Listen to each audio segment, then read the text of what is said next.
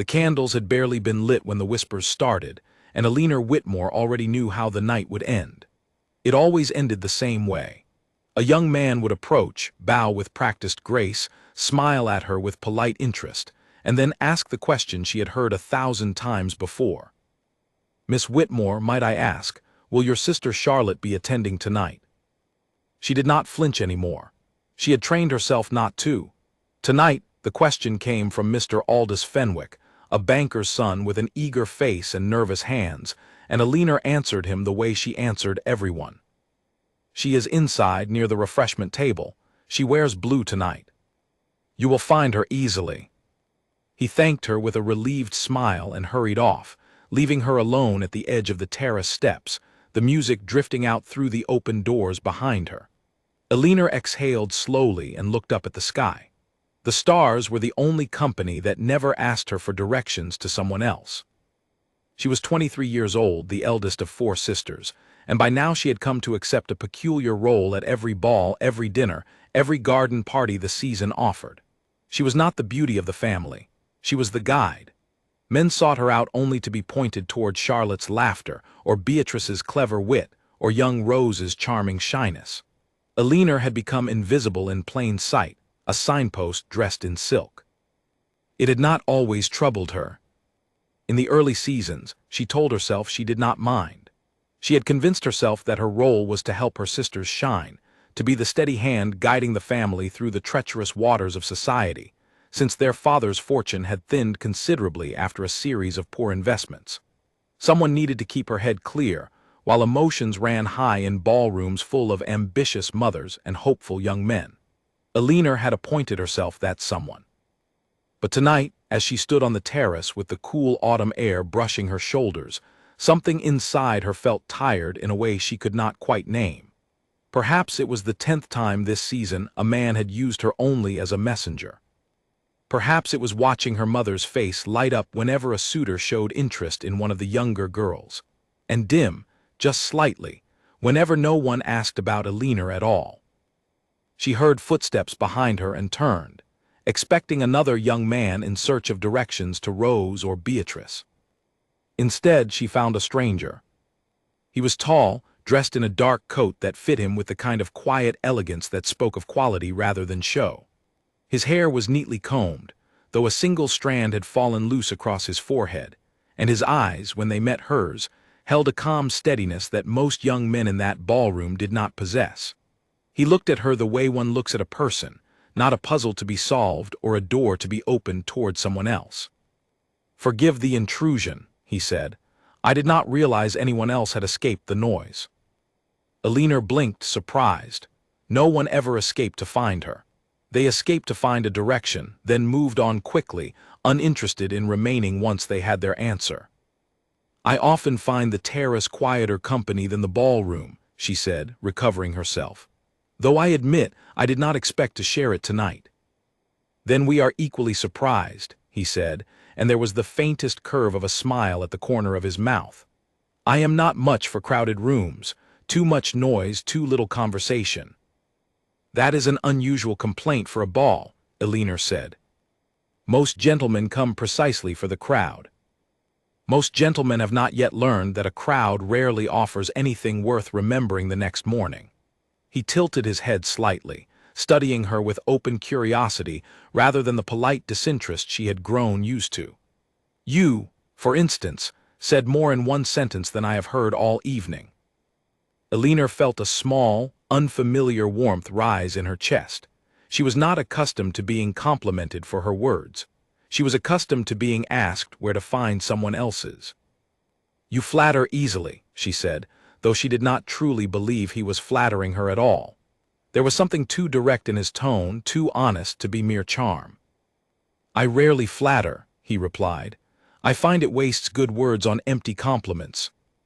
I would rather say what I actually think." "And what do you actually think?" He considered her for a moment, as though weighing his answer carefully, the way a man might weigh something valuable before setting it down. "I think you are the only person at this ball who has not tried to impress me," he said. "And strangely, that has impressed me more than anything else tonight." Before Eleanor could respond, the sound of another set of footsteps approached, and a young footman appeared at the terrace door, informing the stranger that he was being sought inside.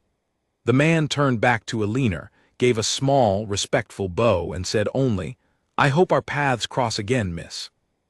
"Whitmore," she offered. "Elinor Whitmore." "Elinor," he repeated, as though testing the sound of it, and something about the way he said her name, without title, without hurry, made her pulse quicken in a way she did not fully understand. Until then. He disappeared back into the golden light of the ballroom, leaving Elinor alone once more on the terrace, though this time the solitude felt different, warmer, fuller. She realized with a small jolt that she had not once asked his name. She did not have to wait long to learn it. Inside, the ballroom buzzed with a new kind of excitement, a ripple of whispers moving from one cluster of guests to another like wind through tall grass.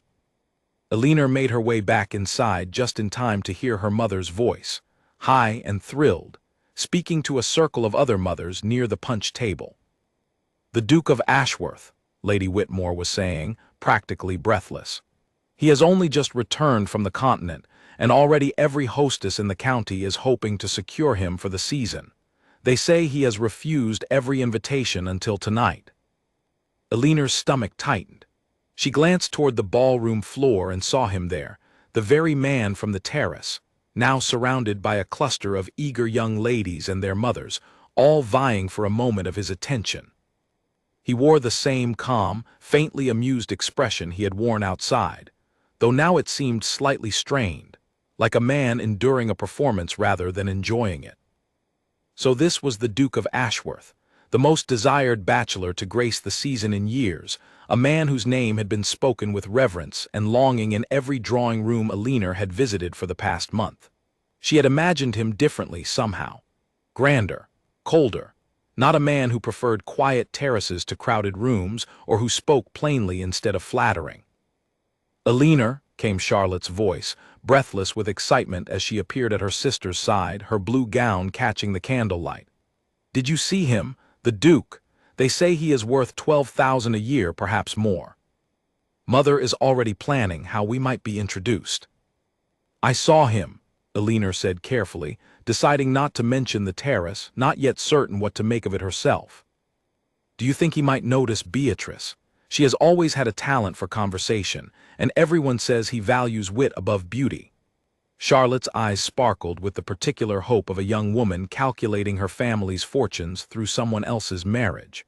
Or perhaps Rose, though she is terribly shy around important men. Elinor said nothing, only nodded, feeling the familiar ache settle back into her chest. It did not matter that the Duke had spoken to her first, had sought her out before he knew her name or her family's modest standing. It did not matter that for a few brief minutes on that terrace, she had felt seen in a way she rarely felt at all. Her family had already decided, without knowing it, that whatever happened next would happen to one of her sisters, not to her. The evening carried on, as it always did.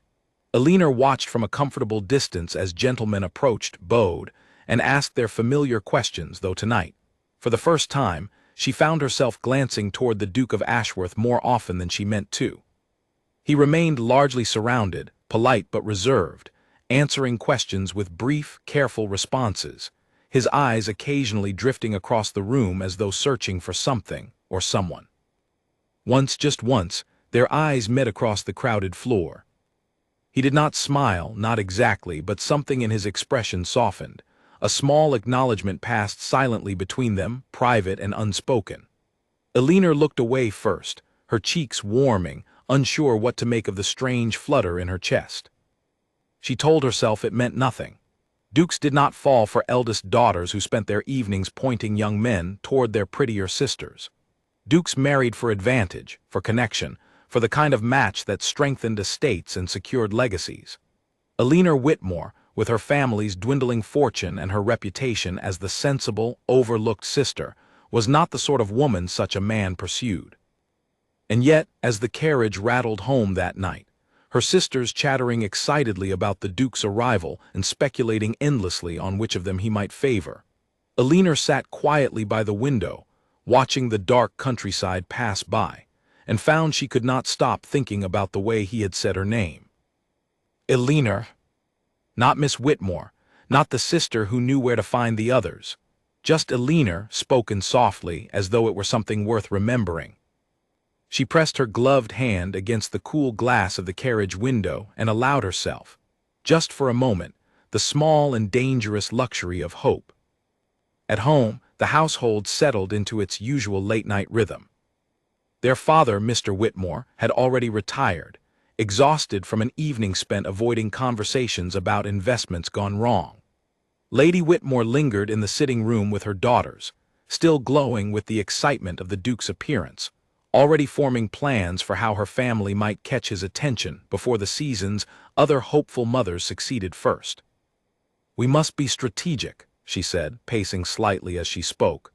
"Beatrice, you must practice your conversation on matters he might find engaging. Rose, my dear, do try to overcome your shyness, even if only for an evening. And Charlotte, your dancing has always been admired. If we can arrange even a single dance with him, it may open the door for the rest of the season." Elinor sat quietly near the fire, half listening, half lost in her own thoughts. She did not mention the terrace. She did not mention the way the Duke had looked at her, or the warmth that had settled in her chest at the sound of her own name spoken so gently. It seemed foolish to voice something so fragile, something she barely understood herself. "And Elinor," her mother added, almost as an afterthought, "perhaps you might assist in arranging introductions, since you seem to have a talent for guiding gentlemen toward your sisters." The words were not unkind, not meant to wound, yet they landed with a quiet sting nonetheless. Elinor forced a small smile and nodded, accustomed to the role assigned to her, though tonight it felt heavier than usual. "Of course, Mother," she said, "I will do what I can." Later, alone in her room, Elinor sat by her window, watching moonlight settle over the quiet garden below. She thought of the ballroom, the noise and the glittering dresses, and the terrace where, for a brief and unexpected moment, someone had spoken to her as though she mattered entirely on her own, without reference to anyone else in her family. She told herself it was foolish to dwell on it. A Duke's passing curiosity meant nothing. He had likely forgotten her the moment he returned to the crowded ballroom, swept back into the attention of dozens of eager young women far better positioned to become his duchess than she ever could be. And yet, as she finally closed her eyes that night, it was not the image of the grand ballroom, nor the sparkle of her sister's gowns, that lingered in her mind. It was the quiet terrace, the cool night air, and a low, steady voice saying her name as though it were something precious. Elinor did not know it yet, but that single evening had already begun to change the course of her life. Quietly, gently, the way the tide turns before anyone notices the water has moved. 3 days later, an invitation arrived at the Whitmore household that sent the entire family into a flurry of excitement. Lady Ashworth, the Duke's own aunt and a woman known throughout the county for her impeccable taste and formidable influence, was hosting a garden party at Ashworth Hall, and the Whitmore family had been included among the guests. "This is our chance," Lady Whitmore declared, clutching the cream-colored card as though it were made of gold. "An invitation to Ashworth Hall itself. We must prepare carefully. Every detail matters." The household spent the following days in a whirlwind of preparation. Dresses were altered, hairstyles practiced, and endless discussions held about which daughter should be positioned where, and how best to draw the Duke's attention without appearing too eager. Elinor found herself swept along in the preparations, fitting gowns for her sisters, offering opinions on ribbons and gloves, all while quietly wondering whether she would see the Duke again, and if she did, whether he would remember her at all. She told herself not to hope.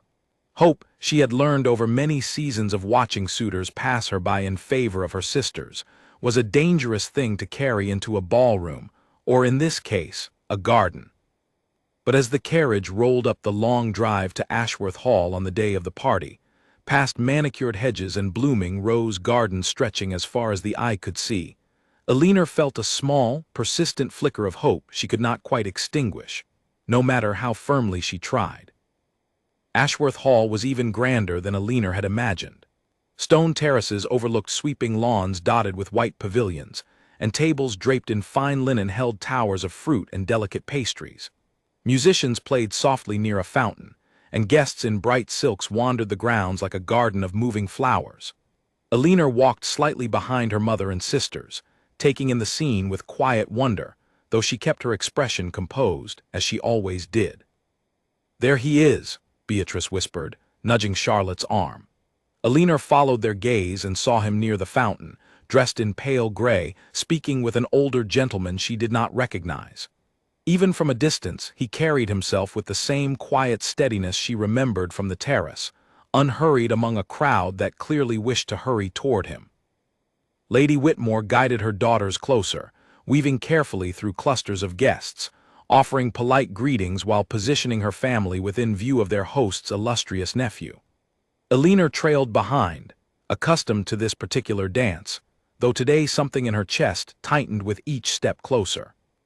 When the Duke turned and saw them approaching, his eyes moved briefly across Lady Whitmore, then Charlotte, then Beatrice and Rose before settling and staying on Alina. Something shifted in his expression, subtle but unmistakable, a flicker of recognition warmer than mere politeness. "Lady Whitmore," he said, bowing slightly as introductions were made. "Miss Whitmore, Miss Beatrice, Miss Rose." He paused as he reached Alina, and for a moment the noise of the garden party seemed to fade around them. "And Miss Alina, we meet again." Lady Whitmore's eyebrows lifted with surprise. "You are acquainted with my eldest daughter, Your Grace." "We spoke briefly at Lady Pembroke's ball," he said smoothly, though his gaze remained on Alina a moment longer than necessary. "I found the conversation memorable." Alina felt her cheeks warm, aware of her mother's sharp, curious glance shifting toward her, and her sister's surprised expressions. She had told no one of the terrace conversation, and now it hung in the air, unexpected and impossible to explain away easily. "I am glad it left an impression, Your Grace," Alina managed, keeping her voice steady despite the flutter in her chest. "It did," he said simply, and then, as though remembering himself, he turned his attention politely to the rest of the family, inquiring after their journey and commenting on the fine weather, the sort of pleasant, practiced conversation expected at such gatherings. Yet even as he spoke with Charlotte about her love of music, or with Beatrice about a book she had recently read, Alina noticed his gaze returning to her again and again, brief but deliberate, like a thread pulling taut between them. The garden party continued around them, guests mingling, laughter rising and falling like the music from the fountain. Alina's mother, ever alert to opportunity, soon maneuvered Charlotte into a conversation about the Duke's recent travels, hoping to draw his attention more firmly toward her second daughter. Alina, relieved to step back from the center of attention, wandered toward the edge of the lawn where a row of rose bushes bloomed in brilliant reds and pinks. She had not been alone long when she heard footsteps behind her, unhurried and familiar. "You have a habit of finding quiet corners," the Duke said, coming to stand beside her, his hands clasped loosely behind his back as he studied the roses with apparent interest. "And you have a habit of finding me in them," Alina replied, glancing sideways at him. "Should I be concerned, Your Grace?" "Only if you find my company disagreeable," he said, the corner of his mouth lifting slightly. "Though I confess, after our conversation at Lady Pembroke's, I hoped our paths might cross again under less crowded circumstances." "You are the host's nephew at a party you helped arrange," Alina pointed out. "I imagine our paths were always likely to cross today." "True," he admitted, "though I did make certain the invitation reached your family specifically. My aunt was kind enough to indulge me." Alina turned to face him fully now, surprised by the admission. "You arranged for us to be invited." "I arranged for you to be invited," he corrected gently. "Your family's inclusion followed naturally, of course, but I will not pretend my interest was in the entire Whitmore household." The directness of his words left Alina momentarily speechless. She had spent years being overlooked, being the sister men sought out only to be pointed elsewhere. To hear a man, and not simply any man but the most desired bachelor of the season, state so plainly that he had sought her out specifically felt almost impossible to believe. "Forgive me," she said carefully, "but I must ask why. Surely there are women far better suited to your position, women with connections and fortunes that would serve your family well. I am the eldest of 4 daughters in a household whose fortune has thinned considerably. I offer little beyond conversation on a terrace." "You offer more than you realize," he said, his tone quiet but certain. "I have spent years attending balls and parties where every conversation felt rehearsed, every smile calculated toward some advantage. You spoke to me as though I were simply a man, not a title, not a fortune. I cannot tell you how rare that is, nor how much I valued it." Elinor did not know how to respond. She had never considered her honesty a particular virtue. It had simply been the only version of herself she knew how to offer, especially once she had accepted that suitors were rarely interested in her for her own sake. "I should warn you," she said finally, half teasing, half serious, "that my honesty extends further than pleasant conversation. I am not always diplomatic." "Good," he said, and this time his smile reached his eyes fully. "I have had quite enough diplomacy to last several lifetimes." They spoke for a while longer among the roses, discussing everything from his travels abroad to her fondness for old novels, from the management of estates to the peculiar customs of society that both found equally amusing and exhausting. Elinor found herself laughing more freely than she had in months, forgetting, for a time, the careful role she usually played at such gatherings. It was Beatrice who eventually found them, her expression carefully neutral, though Elinor caught the flicker of surprise, and something else, perhaps envy, crossing her younger sister's face. "Mother wonders where you have gone, Elinor," Beatrice said, her eyes moving between her sister and the Duke with poorly concealed curiosity. She hoped to introduce the Duke to some other guests as well. "Of course," the Duke said smoothly, offering Beatrice a polite smile before turning back to Elinor. "Though I hope, Miss Elinor, we might continue our conversation another time." "I would like that," Elinor admitted and meant it entirely. As they walked back toward the main gathering, Beatrice fell into step beside her sister, her voice lowered so only Elinor could hear. "He asked for you specifically," Beatrice said, not quite a question, not quite an accusation, though something uncertain lingered beneath her words. "Why would he do that?" Elinor considered her answer carefully, unwilling to diminish what had passed between them, yet equally unwilling to cause unnecessary tension within her family so early in the season. "I do not know," she said honestly, though privately she suspected, or perhaps simply hoped that she did. The rest of the afternoon passed in a blur of introductions, polite conversations, and careful maneuvering among the guests, though Elinor found her attention repeatedly drawn back to the Duke, who, despite the demands of his position and the many guests vying for his attention, seemed always aware of where she stood, offering brief glances and small smiles across the crowded lawn whenever their eyes happened to meet. By the time the Whitmore family departed Ashworth Hall that evening, the carriage ride home carried a very different atmosphere than the one following Lady Pembroke's ball. Lady Whitmore, though thrilled by the day's events, seemed uncertain how to interpret the Duke's evident interest in Elinor rather than her more conventionally desired daughters.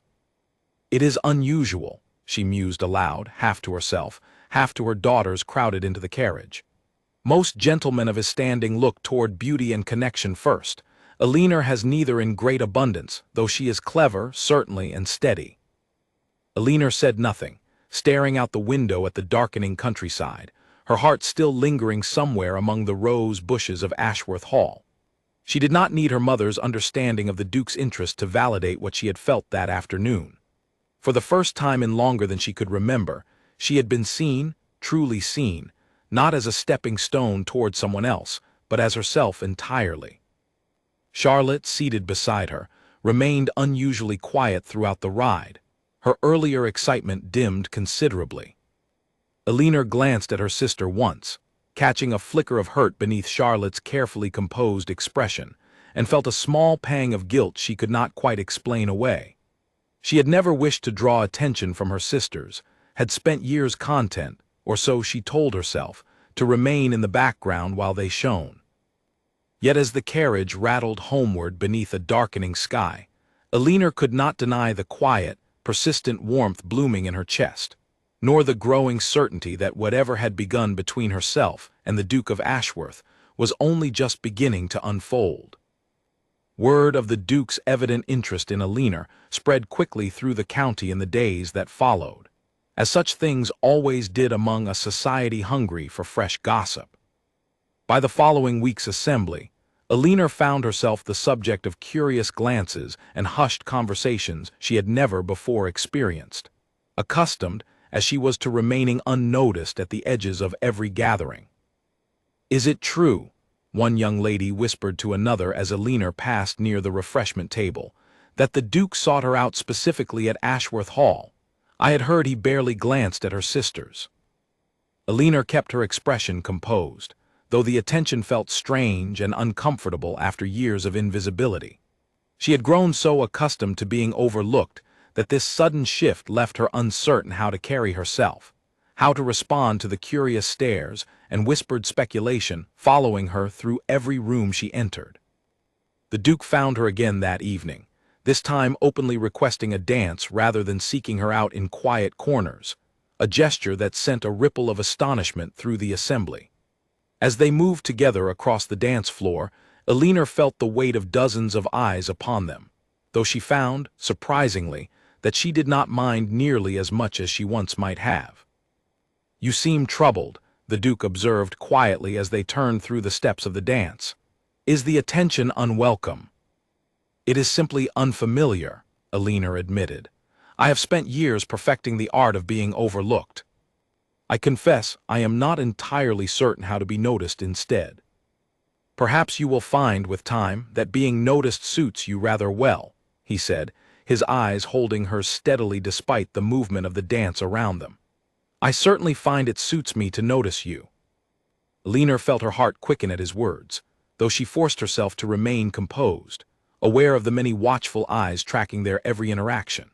Whatever was unfolding between them, she suspected, was only the beginning of a far more complicated journey ahead, one that would test not only her own uncertain heart, but the delicate balance of her family and the expectations of a society not accustomed to overlooked eldest daughters capturing the attention of the most desired man in the county. The following weeks brought a steady stream of invitations to the Whitmore household, more than the family had received in several seasons combined. Hostesses who had once barely acknowledged their presence now sent handwritten notes expressing hope that all four daughters, and particularly Elinor, might attend their gatherings.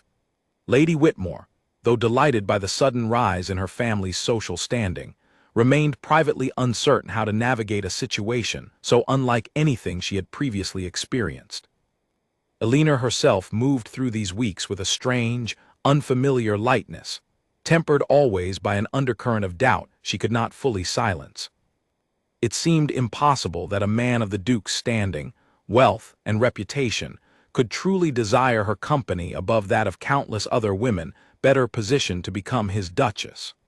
She had spent so many years accepting her role as the overlooked sister that she found it difficult to trust this sudden reversal, no matter how genuine the Duke's attention appeared.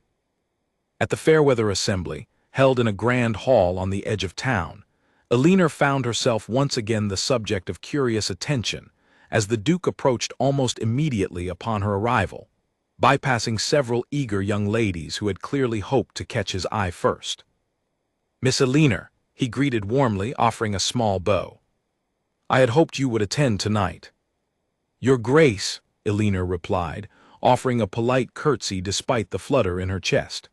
"I confess I did not expect such prompt attention upon arrival." "I find myself less patient than I once was," he admitted, his eyes holding a warmth that made Elinor's cheeks warm in turn. "Waiting for opportune moments has never suited me well when something or someone has already captured my full attention."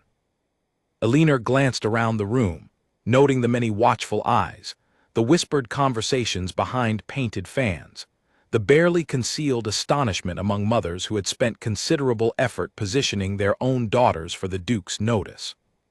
She could not deny the small, guilty pleasure she felt at being the object of his attention, though it remained tangled with genuine uncertainty about his true intentions. "May I ask you something directly, Your Grace?" Elinor said, deciding that if her honesty had drawn him to her in the first place, she would not abandon it now out of fear. "Always," he said, "I would expect nothing less from you." "Why me?" she asked simply. "You could have your choice of any woman in this county, women with greater fortunes, more celebrated beauty, more advantageous family connections. I offer none of these things in great abundance. I am the eldest of 4 daughters in a family whose finances have grown increasingly strained. I have spent years being overlooked precisely because I lack whatever qualities typically draw a man's attention. I do not understand what you see in me that others apparently do not."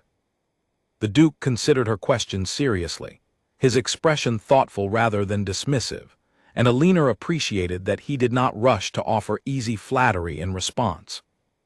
"I have attended more balls and assemblies than I care to count," he said finally.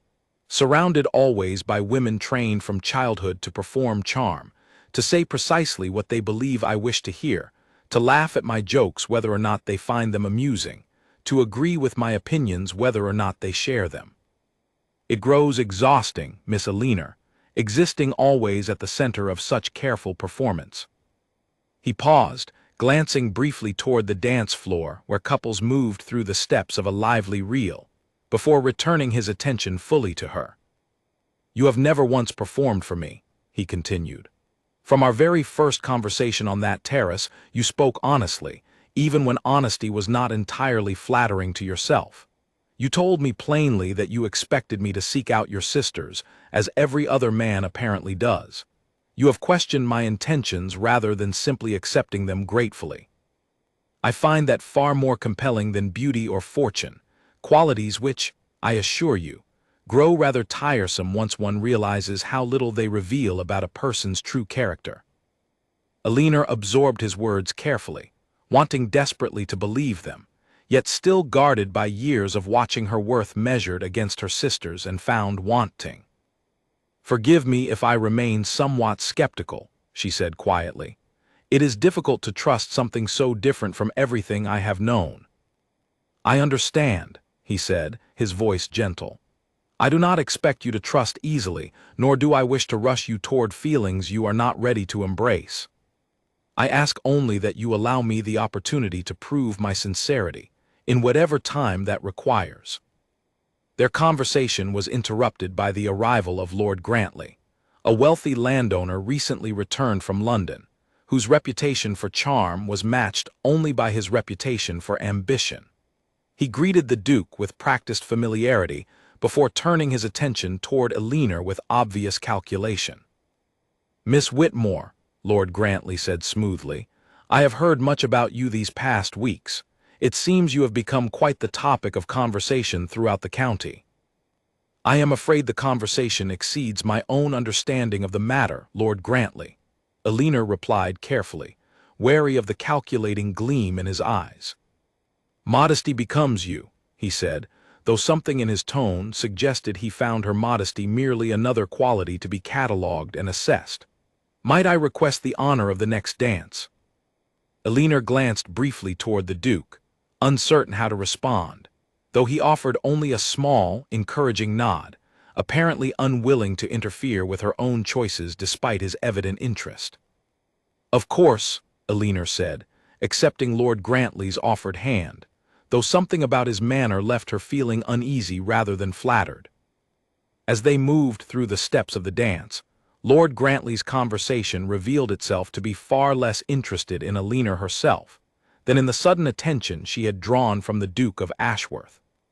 "You must tell me," he said, leaning slightly closer than propriety strictly allowed, "how you managed to capture the Duke's interest so thoroughly. Every mother in the county has spent considerable effort positioning her daughter, yet he seeks out the eldest Whitmore sister above them all. There must be some particular skill involved." Elinor felt a flash of indignation at the implication that her connection with the Duke was some calculated strategy rather than genuine affection developing naturally between two people. "I have employed no particular skill, Lord Grantley," she said coolly. "I have simply been myself. Come now, Miss Whitmore, surely you do not expect me to believe such modesty entirely, he pressed, his smile widening in a manner Alina found increasingly distasteful. A man in the Duke's position does not simply fall for plain honesty. There must be more to the story. Perhaps, Alina said, her voice growing firmer, you underestimate the value of plain honesty, Lord Grantley, precisely because you have never offered it yourself. His smile faltered slightly at her sharp reply, and Alina felt a small satisfaction at having spoken her mind rather than deferring politely to his condescension, though she remained aware of the risk such directness carried within a society that rewarded careful diplomacy far more readily than honest confrontation. The dance concluded shortly afterward, and Lord Grantley excused himself with a stiff bow, his earlier charm considerably diminished. Alina returned to find the Duke waiting nearby, his expression carefully neutral, though she suspected he had observed at least part of her exchange with Lord Grantley. You handled him well, the Duke observed as she approached. He is not accustomed to being challenged so directly.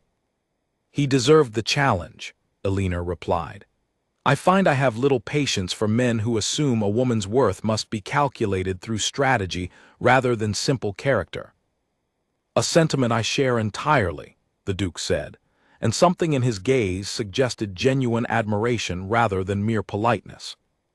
Yet even as the evening continued pleasantly, Alina found herself increasingly troubled by whispered conversations she overheard among the other guests, speculation regarding the Duke's true motives, questions about whether his interest in her might simply be a passing curiosity, a novelty destined to fade once the season's excitement settled into familiar patterns. She told herself these whispers meant nothing, yet doubt, once planted, proved difficult to fully uproot. At home that evening, Alina found herself unable to sleep, her mind turning over every conversation, every glance, every small gesture the Duke had offered throughout their growing acquaintance. She wanted desperately to believe in the sincerity of his affection, yet years of being overlooked had taught her caution, had taught her to expect disappointment rather than genuine happiness. A soft knock at her door drew her from her thoughts, and she found Rose standing in the doorway, her youngest sister's expression uncertain in the candlelight.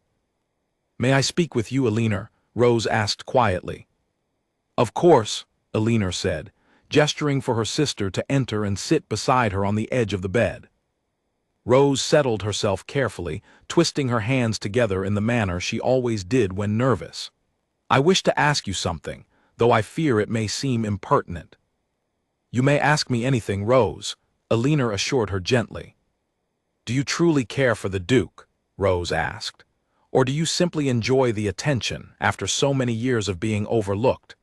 I do not mean to suggest anything unkind, only that I worry you might mistake the novelty of being noticed for something deeper than it truly is." Alina considered her sister's question seriously, appreciating the honesty behind it even as it echoed her own private doubts. "I have asked myself the same question many times these past weeks," she admitted. "I cannot deny that being noticed, truly noticed, feels remarkable after so long feeling invisible. But when I am with him, Rose, it is not merely the attention I value. It is the conversation, the honesty, the sense that he sees me clearly rather than simply as an extension of our family or a stepping stone toward someone else. I do not know yet whether these feelings will grow into something lasting, but I do not believe they are merely infatuation with novelty." Rose nodded slowly, seeming reassured by her sister's honest answer. "I am glad," she said softly. "You deserve to be seen clearly, Alina. You have spent so many seasons helping the rest of us shine that I fear we have all, myself included, forgotten to notice you in return." The tenderness in her sister's words brought unexpected tears to Alina's eyes, and she embraced Rose warmly, grateful for this small moment of genuine connection amid the swirling uncertainty of recent weeks. "Thank you, Rose," she whispered. "That means more than you know." Yet even as the sisters shared this quiet, tender moment, Alina could not fully silence the persistent doubt lingering at the edges of her heart. The fear that whatever had begun between herself and the Duke of Ashworth might prove too fragile, too improbable, to withstand the challenges that surely lay ahead. Society rarely favored such unlikely matches, and Alina knew, better than most, how quickly favor could shift, how easily attention could turn elsewhere, leaving her once again standing quietly at the edges of rooms filled with laughter that was never quite meant for her. The following days brought further evidence of the Duke's genuine attention. He called upon the Whitmore household twice that week, an unusual gesture that sent Lady Whitmore into a flurry of anxious preparation each time his carriage appeared in the drive. During these visits, he spoke with the entire family, showing genuine interest in Mr. Whitmore's opinions on estate management and Lady Whitmore's stories of her own younger years. Yet always, inevitably, his conversation returned most naturally to Alina, drawn to her perspective, her quiet wit, her thoughtful observations on matters others rarely considered worth discussing. Charlotte and Beatrice, initially hopeful that the Duke's interest might eventually shift toward one of them, gradually accepted, with varying degrees of grace, that his attention remained fixed firmly on their eldest sister. Charlotte, generous by nature, offered Alina genuine encouragement, though Beatrice's reactions remained more complicated, tinged occasionally with envy she struggled to fully conceal. "I do not understand it," Beatrice remarked one afternoon as the sisters sat together in the garden, watching Alina arrange flowers with unusual care. "You have never sought attention the way the rest of us have. You have spent years content to remain in the background, yet now the most desired man in the county pursues you above all others. It seems almost unfair somehow, though I know that is an unkind thought." Alina set down her flowers and regarded her sister with patient understanding. "I have wondered the same thing myself, Beatrice," she admitted. "Perhaps it is simply that I never sought his attention deliberately, never performed or calculated my behavior to attract him. Perhaps that honesty is precisely what drew him, rather than anything I consciously did to earn it." Beatrice considered this thoughtfully, her earlier resentment softening slightly. "I suppose there is wisdom in that," she said, "though I confess it does not make the waiting any easier for the rest of us." Alina reached out and squeezed her sister's hand gently. "Your time will come, Beatrice, I have no doubt of it. You possess qualities entirely your own, qualities some other man will value precisely, as the Duke has come to value mine." The sisters shared a small, understanding smile, and Alina felt a quiet relief at having navigated this delicate moment without permanently damaging the bond between them. Yet she remained acutely aware that not everyone within their social circle would prove so gracious, and that whispers of doubt and speculation regarding the Duke's true intentions continued to circulate, growing louder with each passing week, threatening to cast a shadow over what Alina had begun, cautiously and hopefully, to believe might be genuine and lasting affection. Lord Grantley did not take kindly to being dismissed so plainly at the Fairweather Assembly, and in the weeks that followed, Alina began to notice a subtle shift in the way certain acquaintances regarded her. Small comments, seemingly innocent on the surface, reached her ears through the careful channels of polite society, always delivered with a smile, always framed as concern rather than malice. "I heard the Duke's family has expressed some hesitation," one woman remarked within Alina's hearing at a small gathering, though clearly intending the words to reach her. "It seems unusual, does it not, for a man of his standing to favor a family so recently troubled by financial difficulty?" Alina kept her composure, though the comment lodged itself uncomfortably in her thoughts. She had not considered, until that moment, how her family's strained finances might affect the Duke's own family, whose expectations surely extended beyond mere personal preference toward considerations of legacy, connection, and appropriate matches for a man of his position. That evening, she mentioned the comment to her mother, hoping perhaps for reassurance, though Lady Whitmore's expression grew troubled rather than comforting. "I confess I have wondered the same thing myself," her mother admitted quietly. "Dukes do not typically marry for affection alone, Alina. There are family expectations to consider, estates to maintain, connections that strengthen rather than complicate a family's standing. I do not say this to discourage you, only to prepare you, should his interest prove less permanent than we have hoped. The words settled heavily in Aliner's chest, confirming doubts she had struggled privately to silence since the beginning of their acquaintance. She wanted desperately to trust the Duke's affection, yet the practical realities of her situation remained impossible to fully ignore. Her uncertainty deepened further the following week when Lord Grantley, apparently unwilling to abandon his own ambitions so easily, called upon the Whitmore household unexpectedly, requesting a private conversation with Aliner under the pretense of discussing a matter of mutual acquaintance. "I hope you will forgive my directness, Miss Whitmore," he began once they were seated in the modest sitting room, Lady Whitmore hovering nearby with poorly concealed curiosity. "But I feel it my duty, as someone who has observed society's workings for many years, to offer you a word of caution." "I am listening, Lord Grantley," Aliner said carefully, wary of his intentions despite his polished manner. "The Duke's family," he continued, "has long maintained certain expectations regarding suitable matches for their heir. I have heard, through reliable sources, that his mother in particular hopes for a connection that strengthens the family's already considerable influence, perhaps through marriage to a woman of greater fortune or more established lineage. I fear his current interest in you, however genuine it may appear, may prove merely a passing indulgence before he ultimately submits to his family's expectations." Aliner felt her stomach tighten at his words, though she forced herself to remain composed, unwilling to grant Lord Grantley the satisfaction of seeing her distress. "I appreciate your concern, Lord Grantley," she said evenly, "though I wonder at your motives in sharing such information so directly."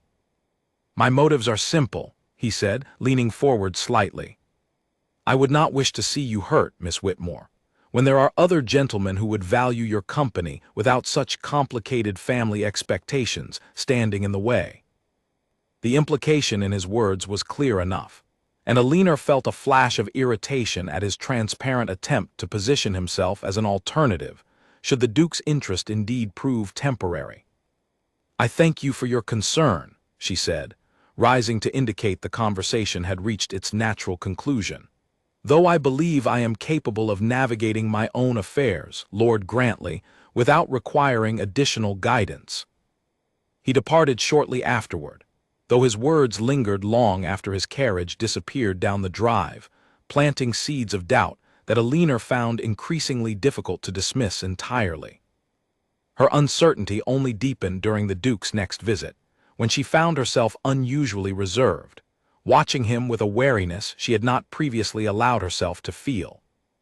"You seem troubled," the Duke observed as they walked together through the modest Whitmore gardens, Lady Whitmore following at a discreet distance to preserve propriety. "Has something happened?" Aliner hesitated, uncertain whether to voice her concerns directly or continue concealing them beneath polite conversation. Ultimately, her natural honesty won out over caution. "I have heard," she said carefully, "that your family holds certain expectations regarding your eventual marriage, expectations that perhaps extend beyond personal affection toward more practical considerations of fortune and connection. I wonder whether your interest in me, however genuine it may currently feel, might ultimately yield to such expectations." The Duke's expression grew serious, though not defensive, and he was quiet for a moment before responding, choosing his words with evident care. "I will not pretend my family holds no expectations," he admitted honestly.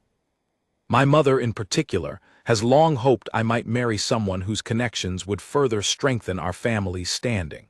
She has made her preferences known on more than one occasion, and I do not doubt she will continue to voice them as our acquaintance progresses." Aliner's heart sank slightly at his admission, though she appreciated his honesty even as it confirmed her deepest fears. "However," he continued, his voice growing firmer, "I have never been a man inclined to allow others' expectations to dictate my own happiness, particularly in matters as personal as marriage. I have watched enough unhappy unions among my own acquaintances, matches made purely for advantage rather than genuine affection, to know that I have no wish to follow such a path myself." Whatever my family's hopes may be, Alina, my own feelings toward you remain entirely my own, and I do not intend to abandon them simply because they prove inconvenient to others' expectations." His words offered some reassurance, though Alina remained cautious, aware that the practical challenges of their situation extended beyond mere personal conviction. "Your intentions honor me," she said carefully, "though I fear conviction alone may not prove sufficient against the combined pressures of family expectation and societal judgment. I do not wish to be the cause of discord within your family, nor do I wish to find myself, and perhaps you as well, ultimately disappointed should circumstances prove more difficult than either of us currently anticipates." "I understand your caution," the Duke said, stopping their walk to face her directly, his expression earnest. "I would ask only that you allow me the opportunity to prove my sincerity through action rather than mere words.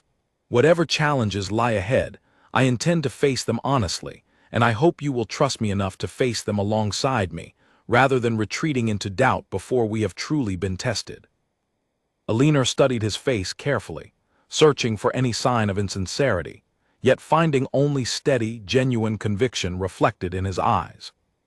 Despite her lingering doubts, she found herself wanting desperately to believe him, to trust that whatever had grown between them these past weeks might prove strong enough to withstand whatever obstacles lay ahead. "I will try," she said finally, offering the only honest answer she could give. "Though I confess, trust does not come easily to someone accustomed to disappointment. Then I shall simply have to earn it, patiently and consistently, until disappointment becomes a stranger to you entirely," the Duke replied, his tone gentle yet resolute.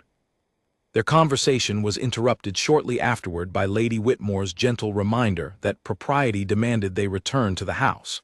Though as they walked back together, Alina felt a small measure of her earlier doubt easing, replaced by cautious, fragile hope that perhaps, despite everything working against them, their connection might prove genuine enough to withstand the trials ahead.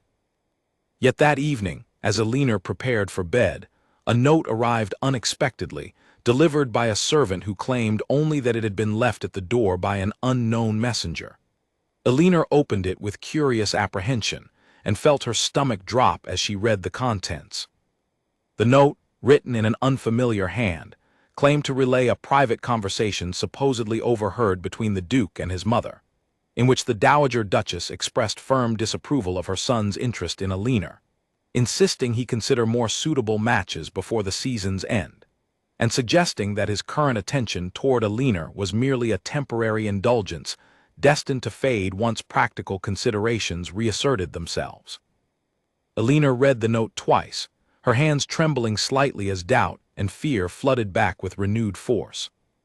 She had no way of verifying its authenticity, nor any way of knowing who might have sent it, or why, though she suspected, with growing unease, that Lord Grantley's earlier warnings and this anonymous note might not be entirely unconnected. She spent the remainder of that night wide awake, staring at the ceiling above her bed, torn between the genuine warmth and conviction she had witnessed in the Duke's own words that very afternoon, and the persistent, nagging fear that perhaps Lord Grantley's warnings, and now this troubling note, held more truth than she wished to acknowledge. By morning, Alina had resolved to say nothing of the note to anyone, not yet, uncertain whether voicing such unverified claims might cause more harm than remaining silent. Yet the seed of doubt had been firmly planted, and as the days passed, she found herself watching the Duke with increasing wariness, searching for any sign that might confirm or dispel the troubling suspicions now shadowing her every interaction with him. The Duke, sensing her subtle withdrawal though unaware of its precise cause, grew increasingly puzzled and concerned. His attempts at conversation met with a reserve entirely unlike the openness she had shown him before. Alina knew she owed him honesty, knew that concealing the note served no genuine purpose beyond prolonging her own uncertainty. Yet fear held her tongue, fear that voicing such doubts aloud might somehow make them more real, more permanent, than they currently remained. It was Charlotte, ever perceptive despite her earlier disappointment regarding the Duke's attentions, who eventually noticed her sister's growing distress, and gently pressed Alina for an explanation one quiet afternoon as they sat together in the parlor. "You have seemed troubled these past days, Alina," Charlotte observed softly. "Has something happened between yourself and the Duke?" Alina hesitated only briefly before finally sharing the contents of the anonymous note, grateful for her sister's steady, sympathetic presence, as she voiced the fears she had carried alone for days. Charlotte listened carefully, her expression thoughtful as Alina finished speaking. "I do not believe you should trust an anonymous note over the man's own words and actions," Charlotte said finally. "Anyone might have written such a thing, Alina, particularly someone with reason to wish your connection with the Duke to fail. Have you considered that Lord Grantley himself might be responsible?" The suggestion struck Alina with sudden clarity, and she realized with growing certainty that Charlotte's theory held considerable merit. Lord Grantley's earlier warnings, delivered so conveniently before this troubling note arrived, suggested a pattern too deliberate to dismiss as mere coincidence. "You may be right," Alina admitted slowly, "though I still do not know how to proceed. Should I confront the Duke directly, risk causing unnecessary tension based on suspicions I cannot fully confirm? Or should I simply trust his earlier words and allow this doubt to pass naturally with time?" "I believe," Charlotte said gently, "that honesty has always served you well, Alina, in all your dealings with the Duke thus far. Perhaps it would serve you well now too. Speak with him directly. Share your concerns openly, rather than allowing anonymous doubts to fester silently between you. Whatever the truth of the matter, surely it is better discovered through honest conversation than through continued suspicion and silence." Alina considered her sister's advice carefully, recognizing the wisdom within it despite her own lingering apprehension. She resolved, before the day's end, to seek out the Duke and share her concerns honestly, trusting that, whatever the outcome, honesty remained the only path forward worthy of the connection they had built between them thus far. Alina sent a brief note requesting the Duke call upon her the following afternoon, and though she gave no explanation for the request, he arrived promptly, his expression carrying a quiet concern that told her he had sensed something was amiss over the previous days. They walked together in the garden once more, though this time Alina did not wait long before speaking her mind, determined to honor the honesty that had defined their connection from its very beginning. "I received an anonymous note several days ago," she began carefully, watching his face for any reaction as she spoke. "It claimed to relay a conversation between yourself and your mother, in which she expressed strong disapproval of your interest in me, and suggested your attention toward me was merely temporary, destined to fade once practical considerations reasserted themselves."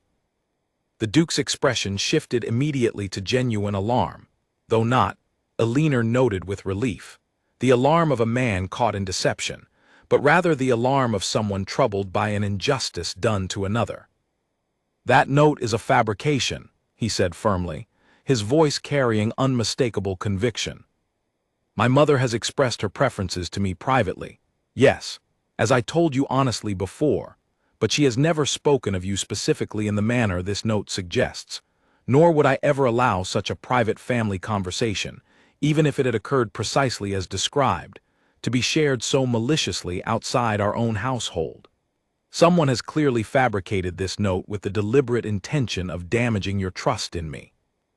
"I suspected as much," Alina admitted, relief flooding through her at his immediate and evidently genuine reaction. "My sister Charlotte wondered whether Lord Grantley might be responsible, given his own earlier attempts to discourage my continued acquaintance with you." The Duke's jaw tightened at the mention of Lord Grantley's name. "It would not surprise me," he said grimly. "I have long known him to be a man more concerned with advancing his own interests than with honest dealing. I shall look into this matter further, Alina, and I promise you, whoever is responsible for such deception will face appropriate consequences." "I do not wish to cause conflict," Alina said quickly, though she appreciated his evident protectiveness. "I simply needed to understand the truth, rather than allowing unfounded doubt to poison what has grown between us these past weeks." "You did precisely right in speaking with me directly," the Duke assured her, reaching to take her hand gently in his own, a gesture that sent warmth spreading through her chest despite the lingering unease of their conversation. I would rather face difficult truths together than allow silence and suspicion to slowly erode what we have built. Promise me, Alina, that should such doubts arise again, you will bring them to me directly, rather than allowing them to fester in silence. I promise, Alina said softly, meeting his steady gaze with newfound trust. Though I must ask honestly whether your mother's disapproval, even if not expressed precisely as the note claimed, remains a genuine concern we must eventually face. The Duke's expression grew serious once more, though he did not release her hand. My mother does hold certain hopes for my eventual marriage, hopes that lean toward more conventional considerations of fortune and connection. I will not pretend otherwise, nor will I pretend that convincing her of your worth may not prove challenging. However, I have made my own feelings toward you clear to her already, and while she has expressed reservation, she has not forbidden the connection outright. I believe, given time and the opportunity to know you as I have come to know you, she may yet come to share my own conviction regarding your worth, character over mere circumstance. Alina nodded slowly, appreciating his honesty even as it confirmed that challenges still lay ahead. Then I suppose, she said, managing a small, hopeful smile, we shall simply have to prove her wrong together, patiently and consistently, as you once suggested regarding my own doubts. The Duke's answering smile carried genuine warmth, and something in his eyes suggested a depth of feeling that went beyond mere passing attraction, though neither of them yet spoke the word that hovered unspoken between them. Their renewed understanding, however, did little to quiet the growing tension building elsewhere within Alina's own household. That evening, as the family gathered for dinner, Beatrice's earlier envy resurfaced with unexpected sharpness, fueled by weeks of watching her elder sister receive attention she herself had long hoped to command. I do not understand why we must continue pretending this connection benefits our entire family, Beatrice said suddenly, setting down her fork with more force than necessary. Alina receives all the attention, all the invitations extended specifically because of her connection with the Duke, while the rest of us remain overlooked entirely, as we always have been, only now made more visible in our lack of prospects by comparison. The table fell silent, and Alina felt a familiar ache settle in her chest at her sister's words, though she understood, even through her own hurt, that Beatrice's frustration stemmed from genuine insecurity rather than deliberate cruelty. Beatrice, Lady Whitmore said sharply, though Alina raised a hand gently to interrupt her mother's rebuke. I understand your frustration, Alina said quietly, addressing her sister directly. I have spent years watching suitors pass me by in favor of yourself and our other sisters, and I know how painful it feels to remain overlooked while others receive attention you yourself have hoped for.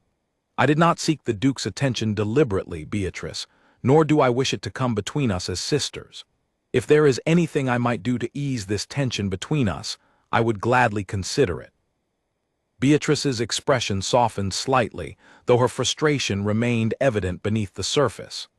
I do not know what you might do, Alina, she admitted, her voice quieter now. I simply grow weary of feeling invisible, particularly now that even you, who understood that feeling better than anyone, have found yourself so thoroughly noticed. Perhaps, Rose offered gently from her place at the table, our attention would be better spent supporting Alina rather than resenting her good fortune. She has waited many seasons for someone to see her clearly. Surely we, of all people, understand how significant that is. Rose's quiet wisdom seemed to ease some of the tension gathered around the table, and Beatrice, after a long moment, nodded reluctantly. You are right, of course, she admitted. I do not truly wish Alina unhappiness. I simply struggle with my own feelings of being overlooked, feelings that have only grown more pronounced these past weeks. Then let us support one another, Charlotte suggested, rather than allowing envy to divide us. Alina's happiness need not diminish our own prospects, and perhaps, in time, each of us will find someone who sees us as clearly as the Duke has come to see her.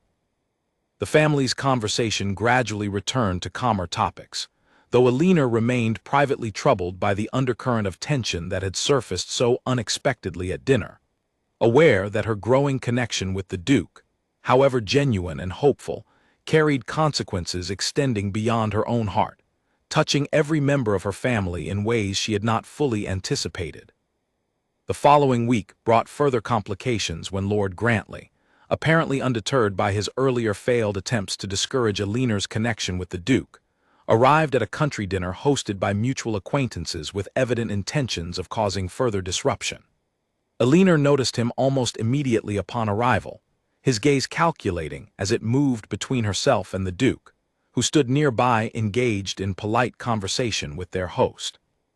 Throughout the evening, Lord Grantley maneuvered himself repeatedly into conversations involving Alina, his comments carrying subtle undertones designed to plant further doubt regarding the Duke's sincerity, or to suggest, through careful implication, that Alina's growing prominence within society had made her vulnerable to disappointment she had not previously anticipated.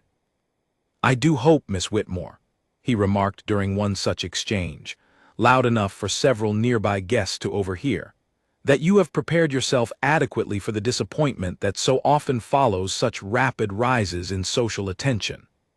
Society can prove remarkably fickle, particularly toward those unaccustomed to its more demanding expectations." Alina felt her patience thinning considerably, though she maintained her composure, unwilling to grant Lord Grantley the satisfaction of witnessing her distress.